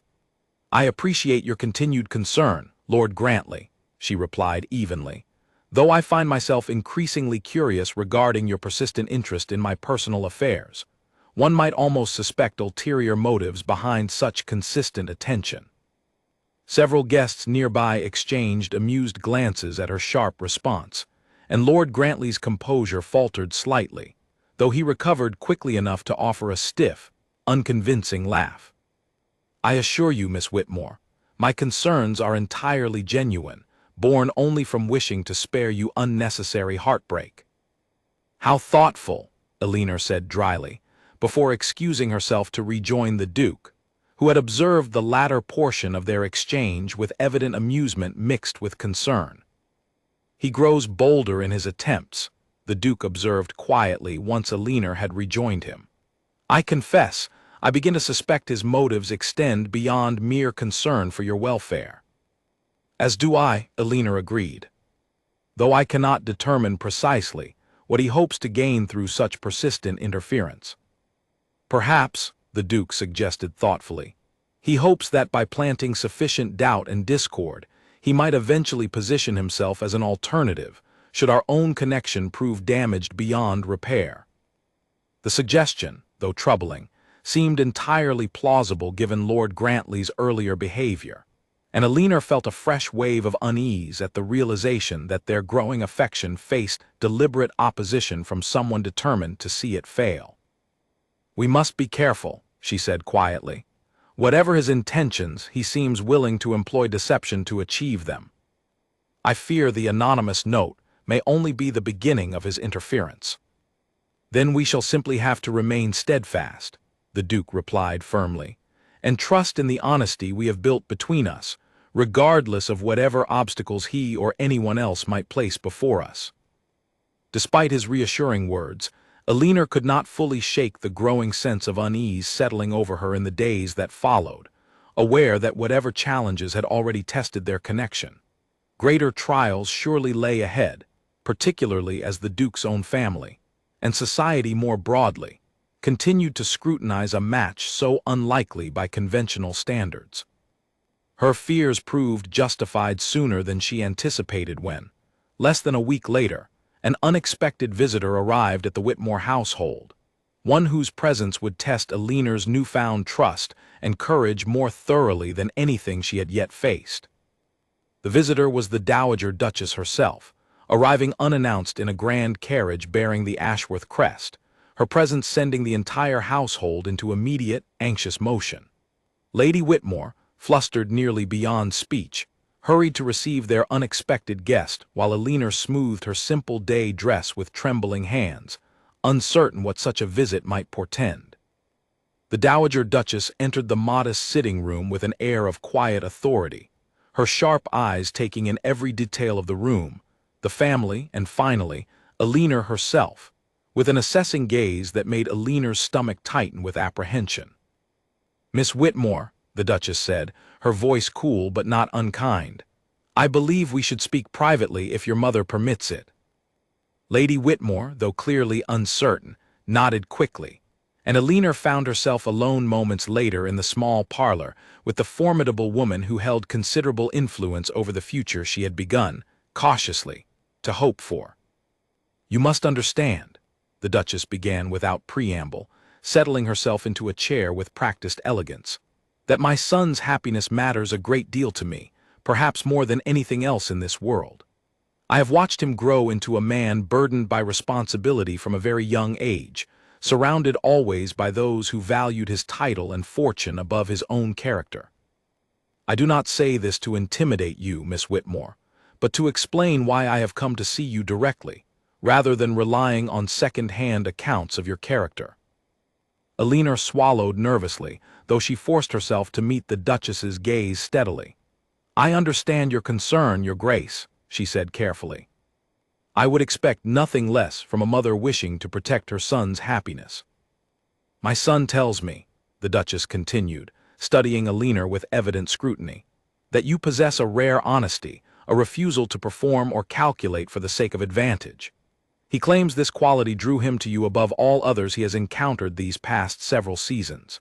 I confess, I have heard such claims before, from other young women equally eager to secure his affection, though few have proven genuine upon closer examination." "I cannot speak to the sincerity of others, Your Grace," Alina replied, choosing her words carefully, "though I can assure you that whatever affection has grown between your son and myself has developed naturally, without calculation on my part. I did not seek his attention deliberately. I have spent years accustomed to being overlooked in favor of my sisters, and I confess, I remain somewhat astonished myself that his interest has proven so genuine and persistent." Something shifted subtly in the Duchess's expression, a flicker of surprise, perhaps, at Alina's candid admission. "You do not deny your family's reduced financial circumstances," she observed, "nor do you attempt to exaggerate your own accomplishments or connections to appear more suitable." "I see little value in deception, Your Grace," Alina said simply. "If my honest circumstances render me unsuitable in your estimation, no amount of careful presentation would change the underlying truth. I would rather you judge me accurately than be deceived into an assessment that later proves false." The Duchess studied her for a long moment, her expression unreadable, before finally allowing a small, unexpected smile to soften her formal composure. "You are unlike the other young women who have pursued my son's attention these past years," she admitted. "Most arrive prepared with careful arguments regarding their own suitability, rehearsed compliments designed to win my favor. You offer only honesty, even when that honesty might work against your own interests." "I do not know how else to conduct myself, Your Grace," Alina said. "I have never possessed the skill for careful performance that seems to serve others so well in society." "Perhaps that lack of skill," the Duchess said thoughtfully, "is precisely the quality my son requires in a wife, rather than a deficiency to be overcome. He has spent enough years surrounded by careful performance to recognize its emptiness. Genuine character, however imperfect or unpolished, may serve him far better in the long run than practiced charm ever could." Alina felt a cautious flicker of hope at the Duchess's words, though she remained wary of assuming too much from a single conversation, however encouraging its tone had proven. "I do not wish to presume your full approval, Your Grace," she said carefully. "I understand that practical considerations must weigh heavily on decisions of such importance, and I would not ask you to set aside legitimate concerns simply because our conversation today has proven more pleasant than perhaps either of us anticipated." "Your caution does you credit," the Duchess said, rising from her chair to indicate their conversation had reached its natural conclusion.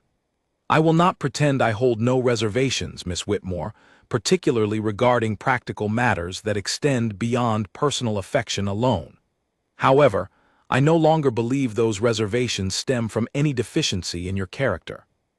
Whatever challenges lie ahead for you and my son, I suspect they will not arise from questions regarding your honesty or worth." The Duchess departed shortly afterward, leaving Alina with a complicated mixture of relief and continued uncertainty, though she found herself, for the first time since the anonymous note had arrived, allowing herself genuine hope that whatever obstacles remained might yet be overcome. That hope was tested more publicly than Alina had anticipated at the grand ball hosted by the Earl of Pemberton some 2 weeks later, an event considered the highlight of the season, attended by nearly every notable family within the county. Alina arrived with her family, uncertain what to expect after weeks of continued speculation and gossip regarding her connection with the Duke, though nothing could have prepared her for the events that would unfold that evening. The ballroom glittered with candlelight and fine silks, musicians playing lively melodies as guests moved gracefully across the polished floor. Alina found herself, as she now often did, the subject of curious glances and whispered conversations, though she had grown somewhat more accustomed to such attention over the preceding weeks, no longer flinching quite so visibly beneath the weight of others' scrutiny. The Duke found her shortly after her arrival, his expression warm despite the formal setting, and they spoke briefly before he was called away by his duties as a notable guest, promising to return for a dance later in the evening. It was during this interval that Lord Grantley approached, his expression carrying a confidence that immediately put Alina on guard. He had gathered a small audience of curious onlookers, seemingly deliberate in his timing, as the Duke stood not far away, still engaged in conversation with several other gentlemen. "Miss Whitmore," Lord Grantley began, his voice carrying just enough to draw attention from those nearby, "I wonder if you might satisfy my curiosity, and perhaps that of several others gathered here this evening. Given the Duke's well-known preference for beauty and accomplishment among the ladies of our acquaintance, I confess I remain puzzled regarding his continued attention toward yourself, rather than your considerably more celebrated sisters. Surely, there must be some explanation beyond mere personal preference." The comment, delivered with deliberate cruelty disguised as innocent curiosity, drew a ripple of uncomfortable attention from nearby guests, several of whom exchanged knowing glances, clearly having wondered the same thing themselves, though lacking Lord Grantley's boldness to voice it so directly. Alina felt her cheeks warm with a mixture of embarrassment and anger, though before she could formulate an adequate response, she became aware of the Duke's approach, his expression carrying an intensity she had not previously witnessed. "Lord Grantley," the Duke said, his voice carrying clearly across the small gathering that had formed around them, "I believe I overheard your question, and I would be happy to satisfy your curiosity directly, rather than allowing Miss Whitmore to bear the burden of explaining my own choices." Lord Grantley's confident expression faltered slightly as the Duke positioned himself beside Alina, his presence commanding immediate attention from everyone nearby.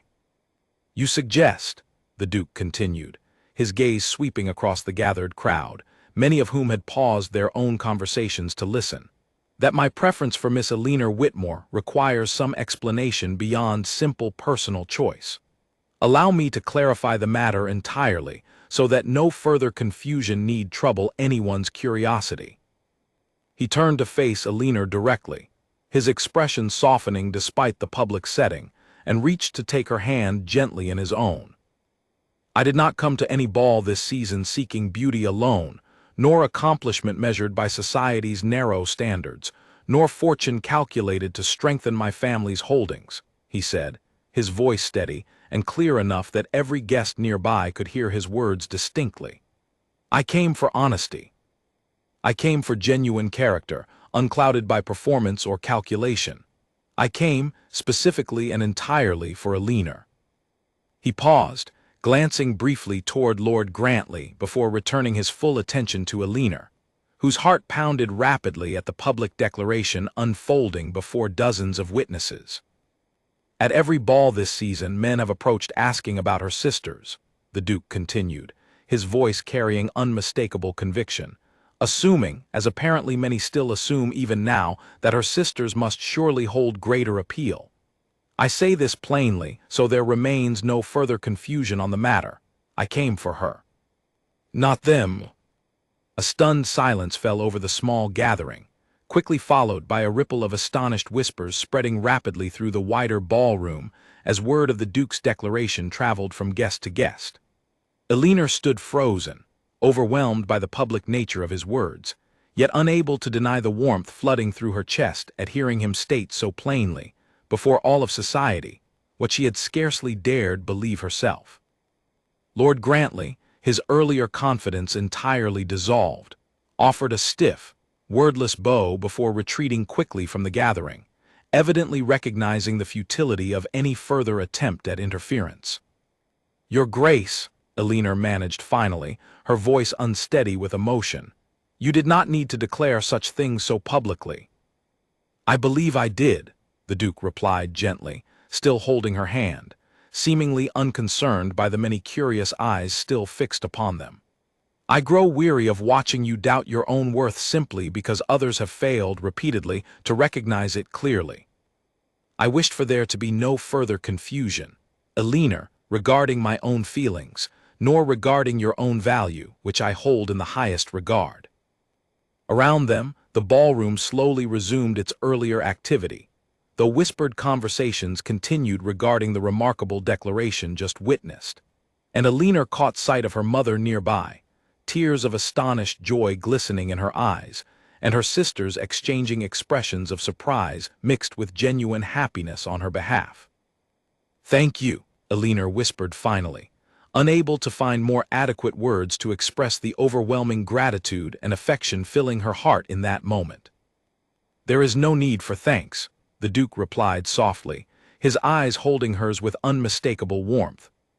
"I have simply spoken the truth, plainly and honestly, as you yourself taught me to value above all else." As the orchestra began a new set, the Duke requested her hand for the dance, and Elinor accepted, feeling, for the first time in longer than she could remember, entirely and unmistakably seen, not as a signpost pointing toward her sisters, but as herself, fully and completely, before the eyes of everyone gathered that evening. The weeks following the Earl of Pemberton's ball brought a transformation in how society regarded Elinor. Invitations arrived even more frequently than before, hostesses eager to include the woman whose public declaration from the county's most desired bachelor had become the season's most talked-about event. Yet amid this newfound attention, Elinor found herself facing a different kind of challenge, one that tested not society's perception of her, but her own fragile confidence in her worth. She often found herself lying awake at night, replaying the Duke's words, wondering whether such public devotion, however genuine in the moment, could truly withstand the ordinary trials of daily life once the excitement of scandal and gossip eventually faded. She had spent so many years believing herself unworthy of particular notice that accepting genuine, lasting affection remained difficult, even after everything the Duke had said and done to prove his sincerity. This quiet insecurity deepened considerably when, some 10 days after the ball, troubling news reached the Whitmore household regarding Mr. Whitmore's financial affairs. A business venture he had invested in some months prior, hoping to recover some of the family's earlier losses, had failed entirely, leaving the family's already strained finances in an even more precarious position than before. "We must economize considerably," Mr. Whitmore explained gravely to his gathered family one evening, his expression heavy with the weight of failure and worry. "I fear this latest setback may prove more difficult to overcome than our previous difficulties. I do not know how we shall manage the household's expenses through the remainder of the year, let alone provide adequately for each of your futures." The news settled heavily over the family, each daughter absorbing the implications differently. Elinor, watching her father's evident distress, felt a fresh wave of guilt mixed with anxiety, aware that her own growing connection with the Duke now carried consequences extending far beyond her personal happiness. "Perhaps," she said quietly that evening, once she found herself alone with her mother, "it would be wiser for me to distance myself from the Duke's attention at least until our family's circumstances improve. I would not wish for our financial difficulties to become a burden upon his family's reputation, nor would I wish him to feel obligated toward a connection that might prove increasingly disadvantageous given our current situation. Lady Whitmore studied her eldest daughter with evident concern. Do you believe the Duke's affection for you depends upon our family's fortune, Eleanor? I confess, everything I have witnessed these past weeks suggests quite the opposite. I do not believe it depends upon fortune alone, Eleanor admitted, but I fear his family's expectations might grow considerably more difficult to overcome given our worsening circumstances. The Dowager Duchess spoke of practical considerations extending beyond personal affection. I fear this latest setback may prove precisely the sort of practical obstacle she referenced. You must speak with him directly, her mother advised gently. Do not allow fear to make decisions on his behalf, decisions he himself has not been given the opportunity to consider. Eleanor knew her mother's advice held wisdom, yet found herself hesitant to raise the matter directly with the Duke, uncertain how to broach a subject that touched so directly upon her family's diminished circumstances. Without appearing to seek reassurance, she feared he might feel obligated to offer regardless of his true feelings. Her hesitation proved unnecessary, however, as news of her father's financial troubles spread quickly through their social circle, reaching the Duke's own household within days. He called upon Eleanor promptly, his expression carrying genuine concern rather than the reservation she had feared. I have heard of your father's difficulties, he said gently, once they found a moment of relative privacy within the modest Whitmore parlor. I hope you know that whatever challenges your family currently faces chain, nothing regarding my own feelings toward you. I appreciate your reassurance, Eleanor said carefully, though I fear the practical realities extend beyond mere personal feeling. Your family's expectations, your mother's own hopes regarding advantageous connection, surely such difficulties only complicate matters further. Perhaps, the Duke acknowledged honestly, my mother may express renewed concern given this development. However, I have already made my own position clear to her, and I do not intend to allow financial difficulty, particularly difficulty entirely outside your own control, to alter feelings I have come to hold with complete certainty. You speak with such confidence, Eleanor said softly, yet I cannot help but wonder whether that confidence might waver once faced with sustained pressure from your family, particularly should our circumstances continue deteriorating rather than improving. The Duke reached to take her hand, his expression earnest and unwavering. I understand your doubt, Eleanor, given everything you have experienced these past weeks, and indeed throughout your life before we ever met. But I would ask you to trust not merely my words, but my consistent actions these past months. I have faced Lord Grantley's interference, weathered anonymous attempts at deception, and spoken publicly, before all of society, declaring my genuine affection for you. Do you truly believe a temporary financial setback, however unfortunate, might succeed where all these other challenges have failed to shake my resolve? Eleanor considered his words carefully, recognizing the truth within them, yet still struggling against years of ingrained insecurity that whispered persistently that surely, eventually, something would prove sufficient to end whatever happiness she had found. I wish to trust you entirely, she admitted honestly. I simply find it difficult, after so many years believing myself unworthy of particular notice, to fully accept that someone might value me regardless of circumstances beyond my control. Then allow me to help you learn that trust, gradually, through continued patience and consistency, the Duke said gently. I do not expect you to abandon years of ingrained doubt overnight, Eleanor. I ask only that you continue allowing me the opportunity to prove, through action rather than mere words, that my affection remains constant regardless of whatever obstacles circumstance might place before us.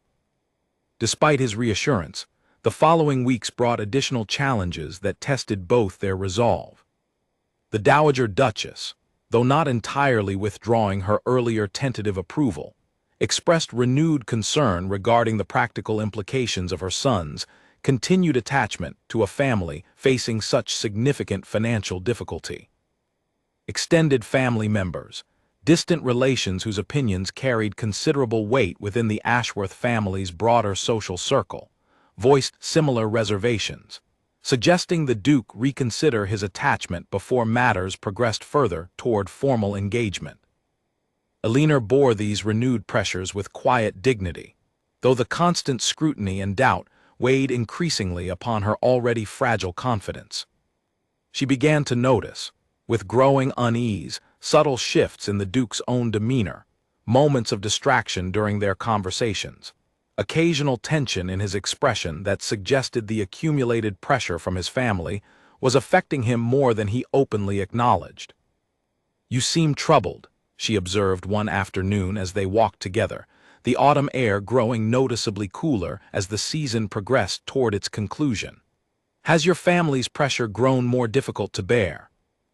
The Duke hesitated before responding, and something in that hesitation sent a fresh wave of anxiety through Elinor's chest.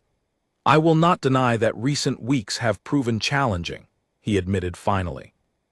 "My mother continues expressing concern, and several members of my extended family have grown increasingly vocal regarding what they perceive as an unwise attachment, given your family's current financial difficulties." "Perhaps," Elinor said quietly, forcing herself to voice the fear that had haunted her for weeks, "it would be simpler for everyone involved if we allowed this connection to end here, before matters progress further and cause greater difficulty for your own family's standing."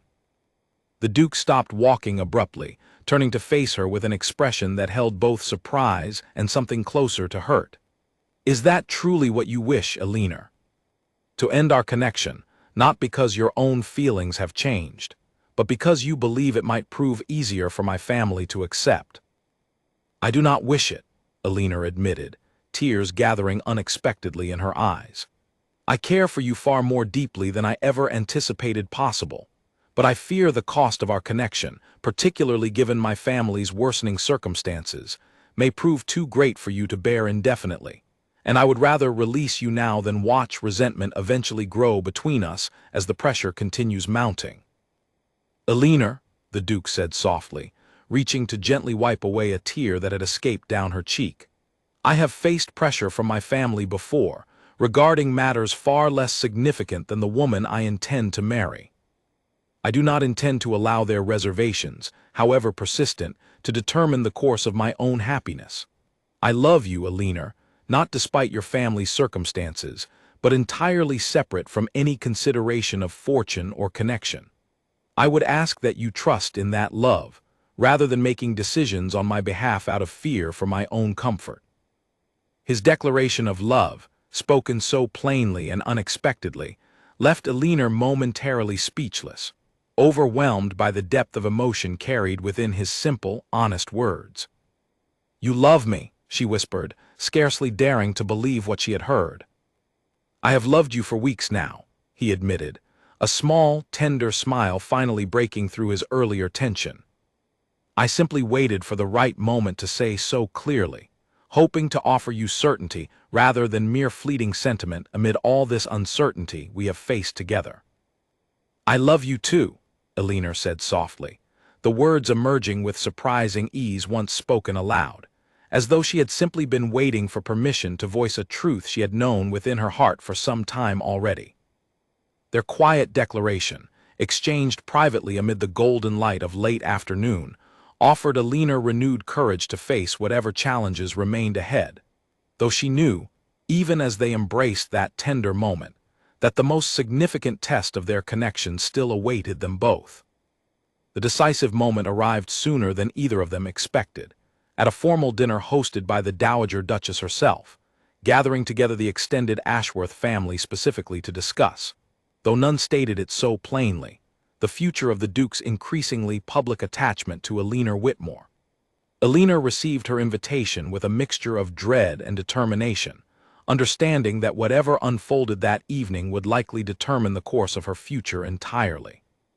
She arrived at Ashworth Hall dressed simply but elegantly, having resolved to present herself honestly, rather than attempting any elaborate display designed to impress a family already predisposed toward skepticism. The Duke met her at the entrance, his expression warm despite the evident tension gathering throughout the grand household in preparation for the evening ahead. "Whatever happens tonight," he said quietly, taking her hand as they prepared to enter the formal dining room, "know that my feelings toward you remain entirely unchanged, regardless of what my family might say." The dinner proceeded with careful, formal politeness at first, though Alina could sense the underlying tension building steadily as the meal progressed. Various relatives, distant cousins and elderly aunts whose opinions apparently carried considerable weight within the family's decision-making, offered pointed comments regarding the importance of advantageous marriage, the responsibilities inherent in maintaining a family's legacy and standing. Comments clearly directed, however indirectly, toward discouraging the Duke's continued attachment to Alina. Alina bore these comments with quiet dignity, responding honestly whenever directly addressed, refusing to diminish herself through excessive apology or unnecessary justification of her family's circumstances, yet equally refusing to respond with anything beyond calm, respectful honesty. It was during the final course that Lord Ashcombe, an elderly and particularly influential relation whose opinion apparently held considerable sway within the family, addressed the matter directly, his tone carrying unmistakable condescension. "I must say," he remarked, setting down his utensils with deliberate emphasis, "I find it rather difficult to understand how a man of your position, with such significant responsibility toward maintaining our family's legacy, might consider attaching himself so publicly to a family currently experiencing such notable financial difficulty. Surely, given time for reflection, you might reconsider a match that offers rather more practical advantage than mere personal sentiment." The table fell silent, and Alina felt her heart pounding as she waited, uncertain how the Duke might respond to such direct challenge from a relation whose opinion clearly held considerable weight within his family's broader circle. The Duke set down his own utensils slowly, his expression carrying a calm resolve that Alina found immediately reassuring, despite the tension evident throughout the room. "Lord Ashcombe," he began, his voice steady and carrying clearly across the formal dining room, "I have considered this matter extensively these past months, weighing every practical consideration you and others have raised with genuine seriousness. However, I have concluded with complete certainty that practical advantage alone cannot sustain a lifetime's happiness, nor honor the legacy you speak of so earnestly." He paused, glancing briefly toward Alina before continuing, his gaze steady and unwavering as he addressed the gathered family directly. "Our family's legacy has always rested upon more than mere fortune or connection," he continued. "It rests upon character, integrity, and genuine dedication toward those we choose to honor with our commitment.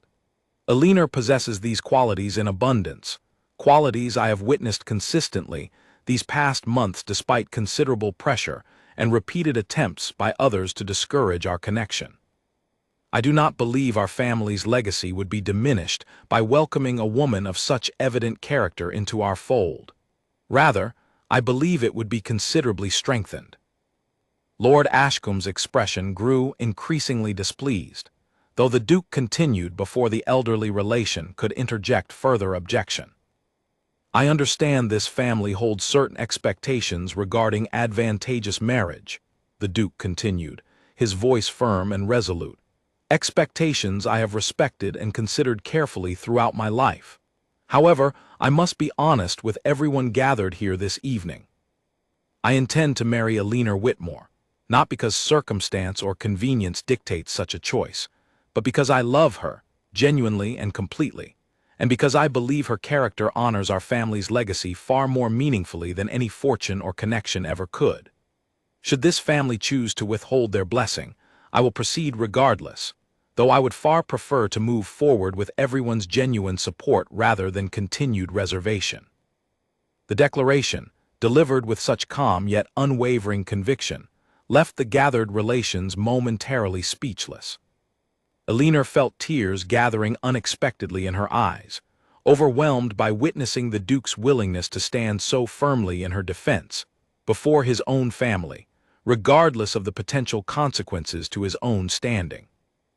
It was the Dowager Duchess herself who finally broke the tense silence, her expression, to Elinor's considerable surprise, carrying something closer to approval than the reservation Elinor had feared. "I believe," the Duchess said slowly, addressing the gathered relations with quiet authority, "that my son has spoken wisely and honestly regarding a matter that ultimately concerns his own happiness far more than it concerns the rest of us. I have observed Miss Whitmore's character myself these past weeks, and I find myself increasingly persuaded that whatever practical concerns we might raise regarding her family's circumstances, they pale considerably against the genuine devotion and integrity she has consistently demonstrated." She turned to address Elinor directly, her expression softening further as she spoke. "Miss Whitmore, I confess I approached this evening still harboring certain reservations, hoping perhaps that continued family pressure might encourage my son toward reconsideration. However, witnessing his evident conviction this evening, and reflecting upon everything I have observed of your own character these past weeks, I find myself entirely persuaded that he has chosen wisely. You have my full blessing, should you both wish to proceed toward marriage." The room remained tense for a moment longer as several relations exchanged uncertain glances, though gradually, following the Duchess's evident approval, the atmosphere shifted toward grudging acceptance, if not immediate enthusiasm. Lord Ashcombe, though clearly still harboring reservations, offered a stiff nod rather than further objection, apparently recognizing the futility of continued resistance against both the Duke's evident resolve and his mother's newfound approval. Later that evening, once the formal dinner concluded and the gathered relations departed, the Duke found Elinor alone on the same terrace where their acquaintance had first begun so many months earlier, the cool night air carrying the same quiet stillness that had first drawn them together. "You defended me so completely," Elinor said softly, still overwhelmed by everything that had unfolded that evening. "I did not expect such a public stand, particularly against relations whose opinions clearly matter considerably to your family's standing." "I told you once," the Duke replied gently, taking her hands in his own, "that I intended to prove my sincerity through action rather than mere words. I meant what I said tonight, Elinor, entirely and completely. I love you, and I will not allow anyone's reservations, however persistent, to determine the course of our future together." He reached into his coat and withdrew a small velvet box, and Elinor felt her breath catch as she realized what was about to unfold. "Elinor Whitmore," he said, kneeling before her on the terrace where they had first spoken so many months earlier, "you taught me the value of genuine honesty over careful performance, of character over mere circumstance. You have faced doubt, deception, and considerable pressure these past months with grace and quiet strength I have come to admire beyond measure. I love you completely, and I would be honored beyond words if you would consent to become my wife." Tears streamed freely down Elinor's cheeks as she nodded, unable to find adequate words to express the overwhelming joy and gratitude filling her heart. "Yes," she finally managed, her voice thick with emotion. "Yes, I will marry you." The Duke rose and gently placed the ring upon her finger before drawing her into a warm embrace, and Elinor felt, for the first time in her entire life, completely and thoroughly seen, valued not for what she might offer others, but entirely for herself. News of their engagement spread quickly through society, and though whispers and speculation continued regarding the unlikely match between the county's most desired bachelor and the previously overlooked eldest Whitmore daughter, the genuine affection evident between them gradually silenced even the most persistent skeptics. The wedding, held some months later at Ashworth Hall itself, brought together family and friends from across the county.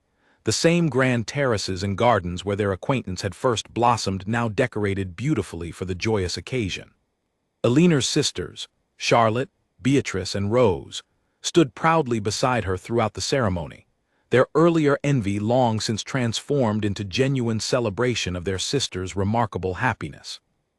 "I am so proud of you," Beatrice whispered during a quiet moment before the ceremony began, her earlier resentment entirely replaced by genuine warmth. "You deserve every happiness that has come your way, Alina. I am sorry it took me so long to recognize that fully." "You have nothing to apologize for," Alina assured her sister gently.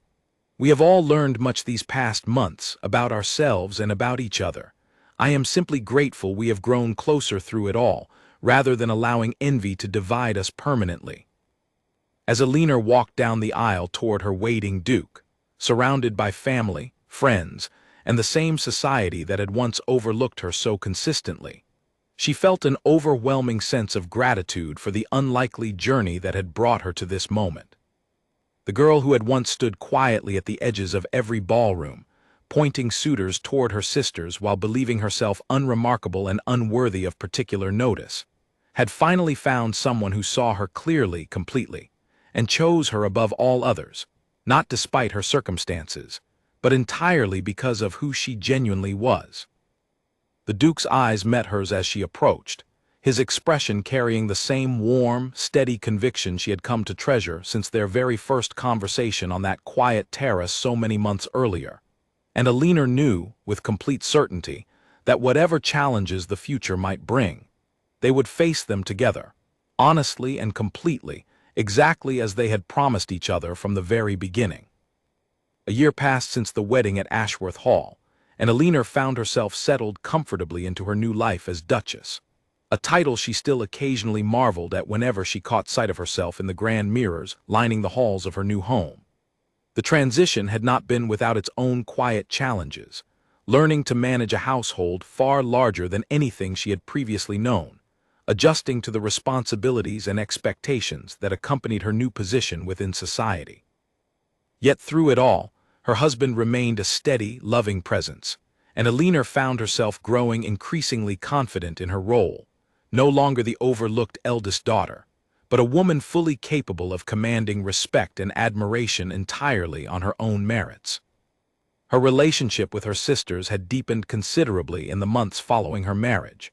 Charlotte, whose generous spirit had never wavered even during the most uncertain moments of Alina's courtship, had recently become engaged herself to a kind and thoughtful gentleman farmer whose quiet steadiness suited her cheerful nature perfectly.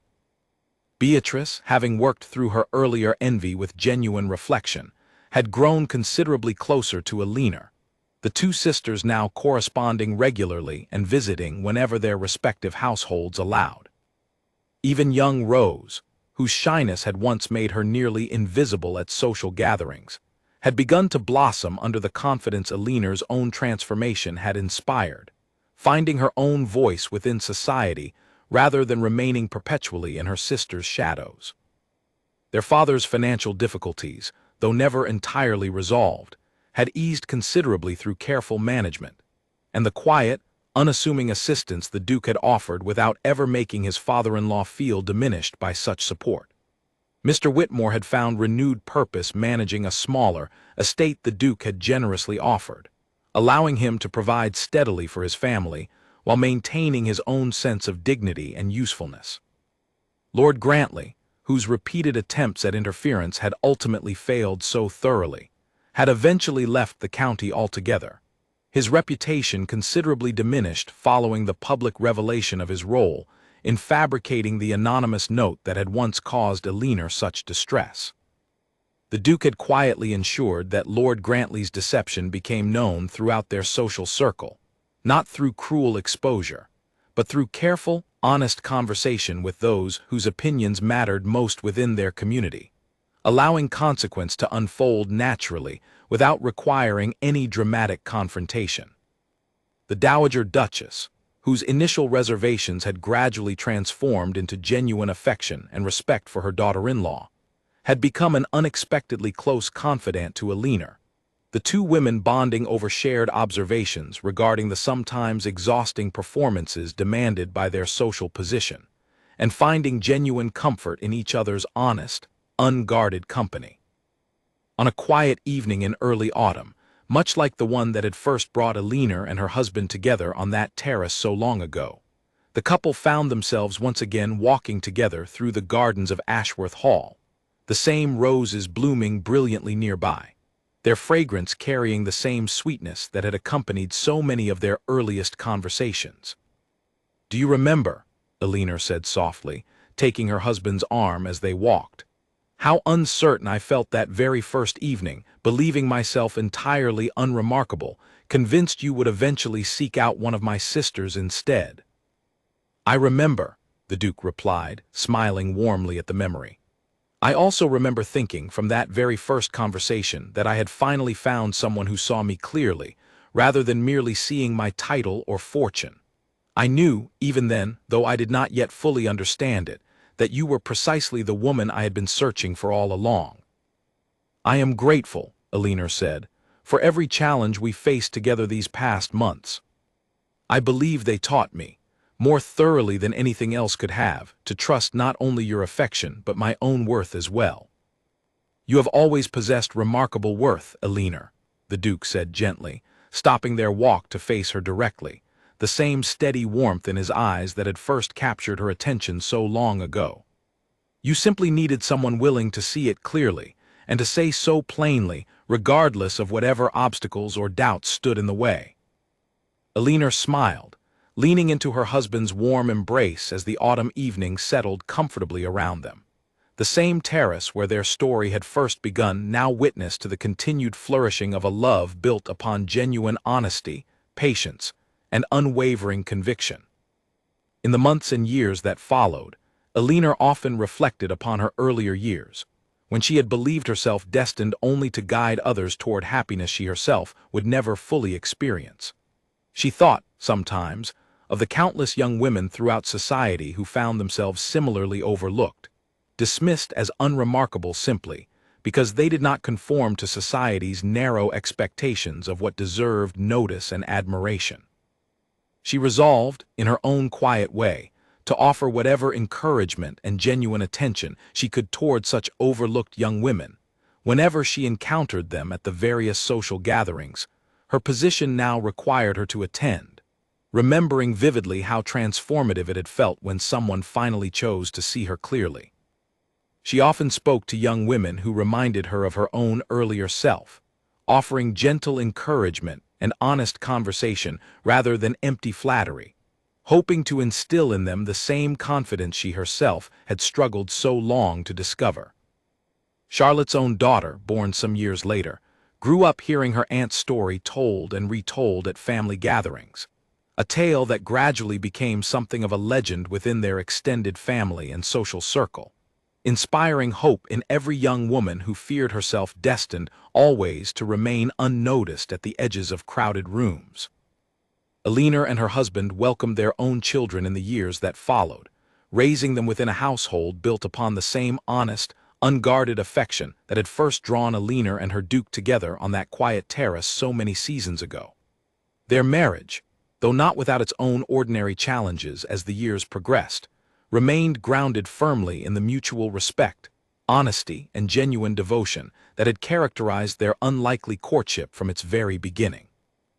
Years later, when Alina occasionally attended balls hosted by younger generations of society, she would sometimes notice a quiet young woman standing at the edges of the room, overlooked, while more celebrated companions received the attention of eager suitors. On such occasions, Alina made a point of approaching directly, offering genuine conversation rather than passing pleasantries, remembering vividly how much such simple attention had once meant to her own younger self. "You seem thoughtful this evening," she might say gently, settling beside such a young woman with warm, unhurried interest. "Tell me what interests you most, beyond what society expects you to discuss at gatherings such as this." And invariably, she would witness the same small, grateful surprise she herself had once felt, the quiet astonishment of being truly seen, perhaps for the very first time, not as an extension of someone else's more celebrated presence, but entirely and completely as herself. Alina understood, better than most, the profound difference such simple, genuine attention could make in a person's life, having experienced firsthand how a single evening's honest conversation on a quiet terrace could transform an entire future previously believed fixed and unremarkable. She carried that understanding forward throughout her life, ensuring that whatever influence and position her marriage had granted her, she used it, whenever possible, to offer others the same gift she herself had once received so unexpectedly: to be seen, valued, and chosen, not for circumstance or comparison, but entirely and completely for who they genuinely were. And so, the story that began with a quiet, overlooked young woman standing at the edges of a crowded ballroom concluded, many years later, with that same woman standing confidently at the center of her own remarkable life, surrounded by a husband who had chosen her completely, sisters who had grown to celebrate rather than envy her happiness, and a growing legacy of genuine kindness extended toward every overlooked young woman fortunate enough to cross her path. Eleanor Whitmore, once dismissed as merely the sensible eldest sister destined to guide others toward happiness she would never claim for herself, had become, through patience, honesty, and unwavering courage, the very embodiment of a truth she had once struggled desperately to believe: that genuine worth was never determined by comparison to others, but discovered only when someone, finally, chose to look closely enough to see it clearly.